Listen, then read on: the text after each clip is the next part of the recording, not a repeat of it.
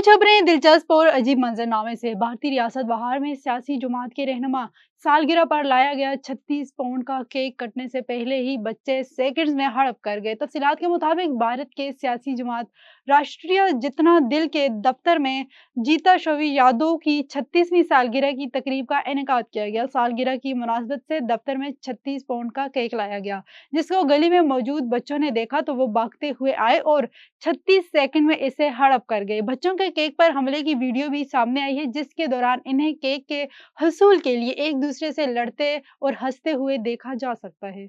दुनिया में आबादी का तब्दील होता तवाज़ुन और सनफी बहस नई बात नहीं है, जो गुज़श्ता कई बरसों से जारी है, और ये बहस बुनियादी तौर पर तालीम, मुलाजमत और सियासत में बराबरी पर मरकूज रही है। गैर मुल्की मीडिया रिपोर्ट के मुताबिक आबादी के हवाले से अब एक और मसला सामने आ रहा है, जिसने साइंसदानों की तवज्जो अपनी तरफ मजबूत कर ली है।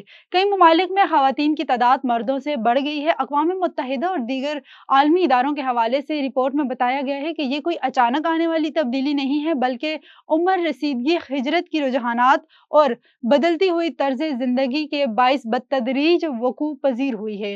अक़वाम मुत्तहिदा का इदारा बराए माशियत और समाजी अमूर और वर्ल्ड बैंक की 2024 की बुनियादी रिपोर्ट के मुताबिक दुनिया में चंद ऐसे हिस्से हैं जहां खवातीन की तादाद मर्दों से ज्यादा है।